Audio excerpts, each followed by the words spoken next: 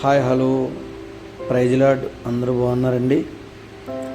దేవుని మహాకృపను బట్టి మరొక వాక్య భాగం చూద్దామండి ఈరోజు. దానికంటే ముందుగా ఈ హౌస్ ఆఫ్ ప్రేయర్ పరిచర్యను ప్రోత్సహిస్తూ వీడియోలు వీక్షిస్తున్న ప్రతి ఒక్కరికి కూడా నా హృదయపూర్వక వందనాలు.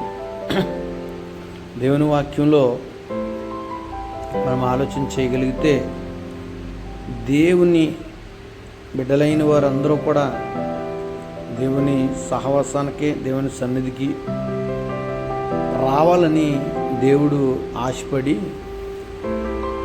తన వాక్యాన్ని మన చేతులకి అందించారండి. ఈ వాక్యం మన చేతులకి రావాలంటే ఎంతోమంది భక్తులు ముందున్నవారు, మన పితరులైన వారు, మరి అపోస్తలులు ఎందరో మరి వారు ప్రాణాలకు తెగించి ఈ వాక్యాన్ని కాపాడుతూ మన చేతుల్లో పెట్టారు. ఈ వాక్యం అంటున్న మాట మనం ఆలోచన చేయగలిగితే సహవాసం మనిషి జీవితంలో చాలా ప్రాముఖ్యమైనది. అది దేవుని సన్నిధి అయిన సహవాసమై ఉండాలి. దేవుని సన్నిధిలో మనం ఎలాగుండాలో నేర్చుకోవాలి. తర్వాత దేవుని సన్నిధికి సమయానికి మనం వెళ్ళగలుగుతున్నామా?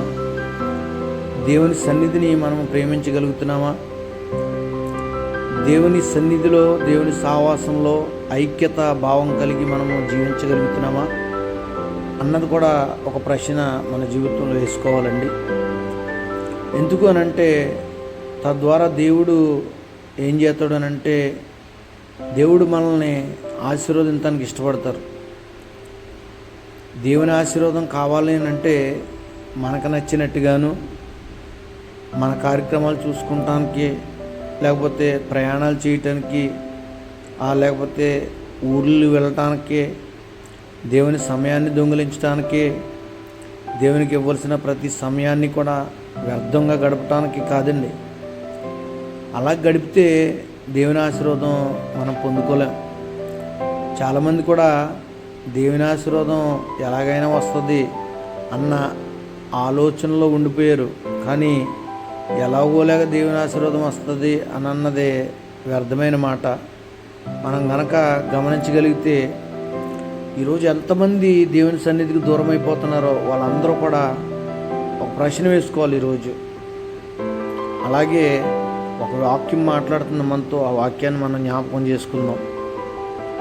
చూడండి, సామెతల గ్రంథము 10వ అధ్యాయము 22వ వచనంలో ఒక మాట కనబడుతుందండి. యెహోవా ఆశీర్వాదము ఐశ్వర్యం ఇచ్చును, నరుల కష్టము చేత ఆ ఆశీర్వాదము ఎక్కువ కాదు. Praise lord. నిజమే కదండి. మనిషి సంపాదన కొరకు నిత్య జీవాన్ని ఇచ్చే దేవుణ్ణి దూరం చేసుకుంటున్నాడు. ఈరోజు నీ సంపాదన ఏమైపోతుంది అని దేవుని వాక్యం మాట్లాడుతుందో తెలుసా? చిల్లి సంచిలో వేసినట్లుగా నీ సంపాదన, నీ కష్టమంతా ఖర్చు అయిపోతుందని దేవుని వాక్యం జ్ఞాపకం చేస్తుంది. ఆలోచన చేయగలిగితే యెహోవా ఆశీర్వాదమే ఐశ్వర్యాన్ని ఇస్తుందంట. అంటే ఆయన సహవాసం మనకు ఎంత ముఖ్యమో ఇక్కడ అర్థమవుతుంది. దయచేసి ఈ మాటలో ఎవరిని బాధ పెట్టాలని కాదు, కానీ ఖచ్చితంగా దేవుడు తెలియజేసే మాటలో మనం అర్థం చేసుకునే ప్రయత్నం చేద్దాం.